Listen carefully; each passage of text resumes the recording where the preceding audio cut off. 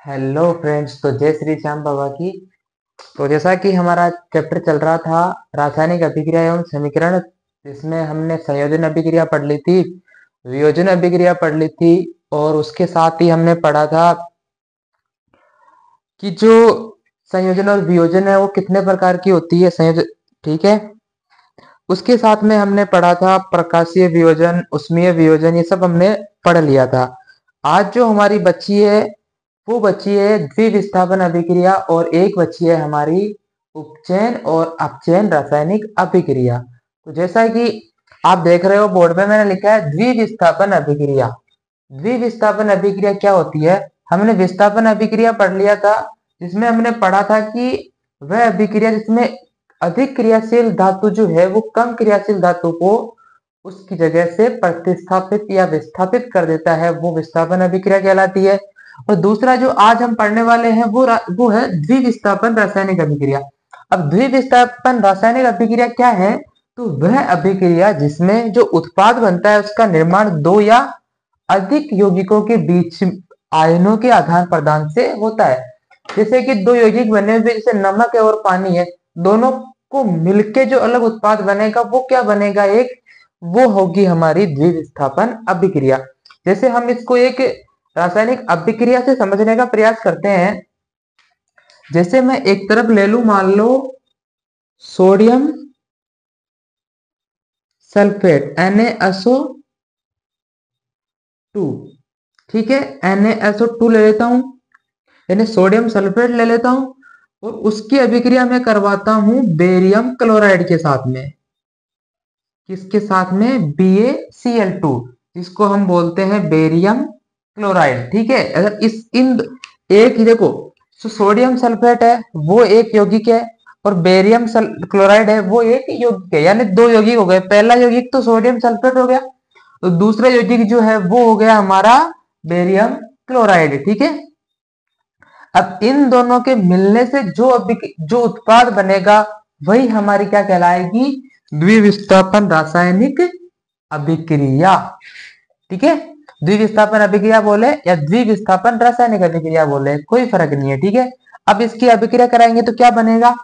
देखो, ये Na और ये Cl2 मिलके क्या बनाएंगे? सॉरी, ये तो प्लस वाला हो गया। सबसे पहले इसमें जो बनेगा वो बनेगा BaSO4, यानी बेरियम सल्फेट। देखो, ये Ba और ये SO2 ये मिलके बनाएंगे यहाँ पे BaSO4। ठीक है। फिर क्या बचा? Na और Cl2, जो ये दोनों मिलके बनाएंगे अपना NaCl।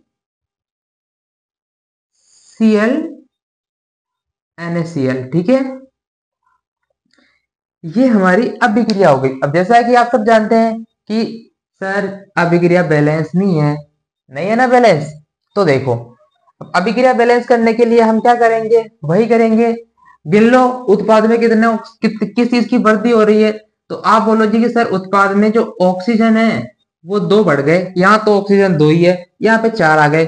अगर इसको चार करना है तो मैं क्या करूंगा? इसको चार करना है तो मैं यहाँ पे लगा दूंगा दो। ठीक है। तो दो दूनी चार क्या हो गई? ऑक्सीजन हो गई। सल्फर अपनी दो है ही है, सल्फर एक है, बेरियम भी एक है। तो बेरियम और सल्फेट मिला के BS बन गया, और O मिला के चार ऑक्सीजन उधर हो गए। अब क्या बचा कि सर दो Na है, दो Na है, तो आप यहाँ पे दो लगा दो। Na के आगे क्या लगा दो? हम Na के आगे लगा देंगे दो। तो ये हमारी रासायनिक अभिक्रिया क्या हो गई? संतुलन हो गई। ठीक है। तो द्विविस्थापन रासायनिक अभिक्रिया का मतलब क्या होता है? वह अभिक्रिया जिसमें कि उत्पाद का जो निर्माण है वो दो या दो से अधिक यौगिकों के बीच आयनों के आदान प्रदान से होता है, तो वो होती है हमारी द्विविस्थापन रासायनिक अभिक्रिया। अब देखो, अब हम आगे बढ़ते हैं। आगे हमारी जो बची है वो कौन सी अभिक्रिया है? तो वो है हमारी अपचयन और उपचयन अभिक्रिया, जो कि इस चैप्टर का लास्ट टॉपिक है। ठीक है। मिटा दो इसको। अगर एसएस लेना है तो ले लो, लिखना है तो लिख लो। चलो जी, अब बची है हमारी उपचयन और अपचयन रासायनिक अभिक्रिया। ये क्या पढ़ रहे हैं, हम सबको पता होगा कि ये जो हम पढ़ रहे हैं ये रासायनिक अभिक्रिया के प्रकार पढ़ रहे हैं। कितने प्रकार की होती है रासायनिक अभिक्रिया? तो कि रासायनिक अभिक्रिया 5 प्रकार की होती है। कौन कौन सी? संयोजन, वियोजन, विस्थापन, द्विविस्थापन और उपचयन एंड अपचयन। तो अब जो पढ़ रहे हैं हम वो क्या है? वो है हमारी दो है, जिसके अंदर क्या है, एक है हमारी उपचयन, ठीक है, और एक है हमारी अपचयन। दोनों अलग अलग है। देखो दोनों में क्या अंतर है वो लिखते हैं हम।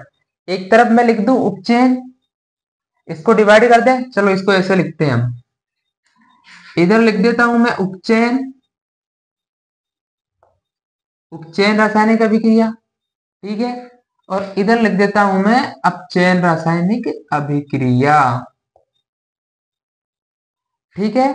उपचयन और अपचयन हो गया। अब इन दोनों के बीच में खींच देते हैं एक लाइन, इन दोनों का अंतर हमें समझ में आ जाएगा। अब देखो उपचयन के अंदर क्या होता है, सबसे पहला पॉइंट जो हम लिखेंगे, उपचयन अभिक्रिया किसे कहते हैं? तो वह अभिक्रिया जिसमें ऑक्सीजन की वृद्धि होती है, यानी कि पदार्थ में O2 की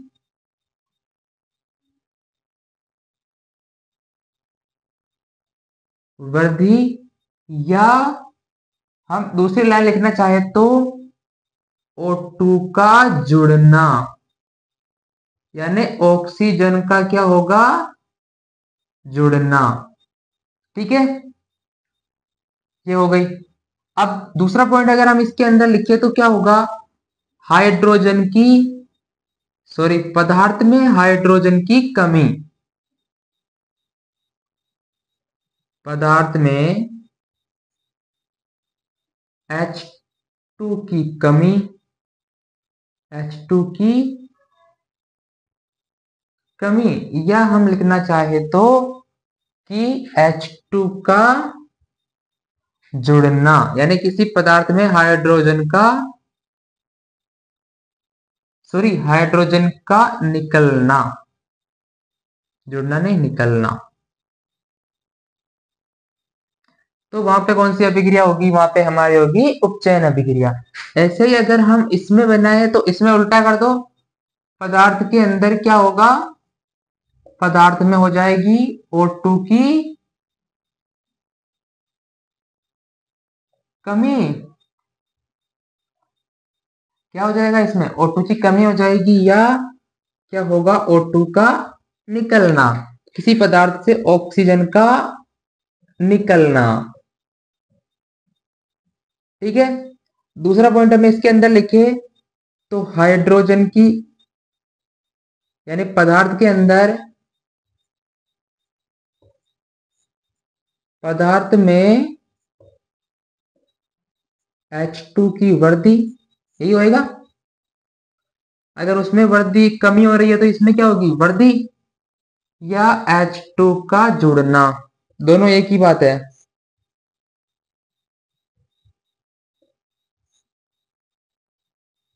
ठीक है। अब देखो इसकी मैं कुछ रासायनिक अभी जैसे उदाहरण दूं, अगर इसका मैं कोई उदाहरण दूं, मान लो जैसे, अगर आप लिखना चाहो तो लिख लो। जैसे इसका उदाहरण होता है एक कि कार्बन है, ठीक है, इसकी अभिक्रिया हम करवा देंगे इसके साथ में, ऑक्सीजन के साथ में, तो जो अब क्या बनेगा? हमारा बनेगा CO2, यानी क्या हो रहा है? जो ऑक्सीजन है वो जुड़ रहा है, यानी ऑक्सीजन प्लस हो रहा है। तो ये कौन सी अभिक्रिया है? उपचयन अभिक्रिया, ठीक है। अब अपचयन अभिक्रिया का मतलब क्या होता है? अपचयन अभिक्रिया जैसे एक उदाहरण होता है, इसका भी लिखो आप, जैसे CuO, यानी कॉपर ऑक्साइड, ठीक है। कॉपर ऑक्साइड की अगर हम अभिक्रिया करवाए किसके साथ में? हाइड्रोजन के साथ में, ठीक है, H2 यानी हाइड्रोजन के साथ में इसकी अभिक्रिया करवाएंगे तो क्या बनेगा? तो इसकी अभिक्रिया में बनेगा एक तो Cu बनेगा, प्लस क्या बनेगा? H2O बनेगा। तो ये इसके दोनों के उदाहरण है। दोनों में समझने जैसा कुछ नहीं है, एक इनको फटाफट ऐसे लो, फिर इसका एक एक और हम एग्जांपल से इस अभिक्रिया से अच्छे से समझते हैं। देखो ऑक्सीजन जुड़ रही है तो क्या हो रहा है, उपचयन हो रहा है। अब इसमें देखो ऑक्सीजन जुड़ भी रही है और ऑक्सीजन निकल भी रही है। इस अभिक्रिया को दोबारा ले लेंगे हम, पहले इसका ऐसे से लो आप, ले लिया, आगे बढ़े, चलो मिटा दो इसको, ये सर मिटा दो, ये लो जी मिट गया।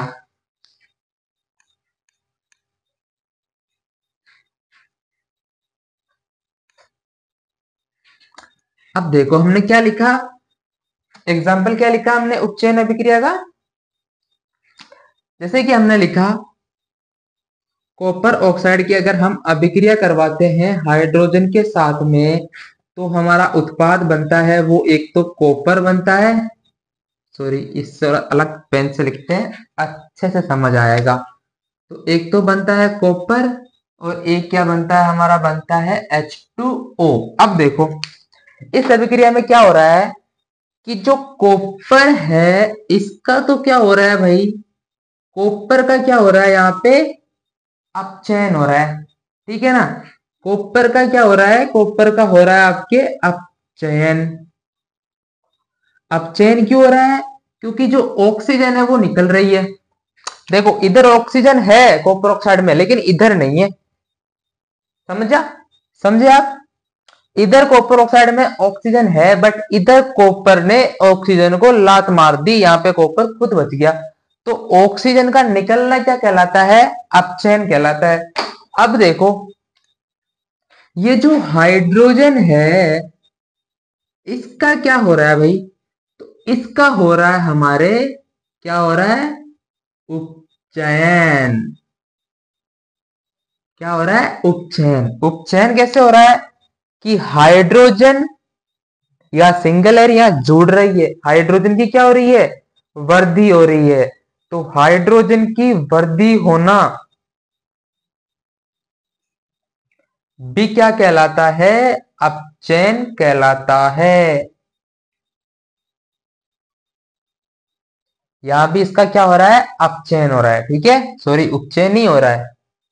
हाइड्रोजन का निकलना, निकल तो नहीं रहा, जुड़ रहा है। तो हाँ ये सॉरी ये गलती से लिख दिया मैंने, इसको मिटा देना आप, ये नहीं है। तो ऐसे क्या हो रहा है, इसका जो है उपचयन हो रहा है। अब जैसे हम सॉरी हाइड्रोजन, इसमें तो क्या हो रहा है, सब में आप कहोगे सर ऑक्सीजन जुड़ रही है ऑक्सीजन निकल रही है। पहले जो हमने अभिक्रिया देखी थी, कौन सी अभिक्रिया देखी थी, जैसे कार्बन की हमने अभिक्रिया करवाई थी O2 के साथ में, तो जो बना था वो बना था CO2। तो इसमें भी क्या हो रही थी, इसमें भी ऑक्सीजन जुड़ रही थी। तो ऑक्सीजन का जुड़ना कहलाता है उपचयन, ऑक्सीजन का निकलना कहलाता है अपचयन, ठीक है। अब एक एक पॉइंट और, ये पहला पॉइंट हो गया। अब एक एक पॉइंट और बचा है हमारा हाइड्रोजन वाला, ठीक है। तो इसके लिए हम किसी एक की अभिक्रिया करके देख लेते हैं, इसकी करें, बताओ कोई ऐसी कोई अभिक्रिया जिसमें हाइड्रोजन जुड़ रही हो। जैसे मैं अपने देखी थी एक H2 की अभिक्रिया हमने O2 के साथ में करवाई थी, तो हमारा क्या बना था, H2O बना था। यानी हाइड्रोजन क्या हो रहा है, यहाँ पे जुड़ रहा है। तो हाइड्रोजन की वृद्धि क्या कहलाती है, हाइड्रोजन की वृद्धि क्या कहलाती है, हमने अभी पढ़ा, हाइड्रोजन की वृद्धि होना कहलाता है क्या, अपचयन कहलाता है। क्या कहलाता है, अपचयन कहलाता है। दूसरा पॉइंट भी कंप्लीट है, हाइड्रोजन की वृद्धि, ठीक है। अब आप इसका ले लो कि सर ये तो ठीक है हाइड्रोजन का जुड़ना भी अपचयन कहलाता है, लेकिन हाइड्रोजन की कमी क्या कहलाती है, तो उपचयन कहलाती है। तो देखो अब इस H2 को मैं यहां लिख देता हूं, ठीक है, इस H2 को मैंने यहां लिख दिया और इसको क्या किया, मैंने गर्म किया। जो कौन सी अभिक्रिया पढ़ी थी हमने, विद्युत वियोजन में जो अभिक्रिया पढ़ी थी ना विद्युत वियोजन में, H2O को हमने गर्म किया था, वायर लगा दी थी उसके अंदर, तो क्या हुआ था, जो पानी था वो हाइड्रोजन प्लस O2 में विभक्त हो गया था। तो यहाँ क्या हो रहा है, यहाँ हाइड्रोजन निकल रही है, तो हाइड्रोजन का निकलना क्या कहलाता है, तो हाइड्रोजन का निकलना कहलाता है हमारा अपचयन। ठीक है, तो ये हमारी उपचयन और अपचयन अभिक्रिया आपको बेहतर तरीके से समझ में आ गई होगी। नहीं आई है तो आप ऐसा करना, वीडियो को दोबारा करके देख लेना, और अच्छे से समझ में आ जाएगी। ठीक है, इससे सरल हम नहीं समझा सकते, इससे सरल तो और कोई हो नहीं सकता, क्योंकि यह अभिक्रिया हमने किसमें पढ़ी थी, वैद्युत वियोजन में पढ़ी थी। ठीक है, चलो अब इसी के साथ में एक परिभाषा एक और है, जो भाई पूछ ले तो लिख लेना, पूछ सकता है, वैसे तो पूछने वाली बात है नहीं उसमें कुछ, लेकिन क्या पता पूछ ले। एक होती है विकृत गंधिता। क्या होती है, एक शब्द है विकृत गंधिता। विकृत गंधिता, हम घर में सब्जी रखते हैं और सब्जी खराब हो जाती है, सुना होगा आपने कि सब्जी खराब हो गई, सब्जी बदबू मारने लगी, अब हम सब्जी को नहीं खाएंगे, तो वो क्या होती है, विकृत गंधिता होती है, उसको क्या बोलते हैं, विकृत गंधिता। जैसे इसकी परिभाषा क्या होगी, तो इसकी परिभाषा होगी हमारे, देखो, वसा युक्त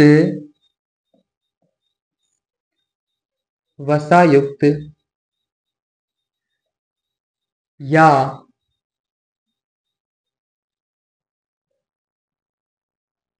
तेलीय खाद्य सामग्री, तेलीय खाद्य सामग्री, तेलीय खाद्य सामग्री वायु के संपर्क में, वायु के संपर्क में आने पर, संपर्क में आने पर अपचयित हो जाते हैं, सॉरी उपचयित हो जाते हैं। क्या हो जाते हैं, उपचयित हो जाते हैं।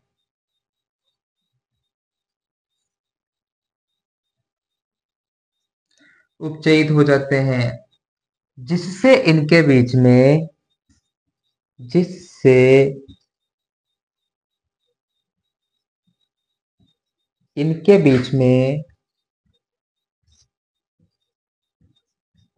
जिससे इनके बीच में क्या होता है, या जिनसे इनके बीच में न लिखे, हम लिखे जिससे इनके स्वाद वह गंध में परिवर्तन, गंध में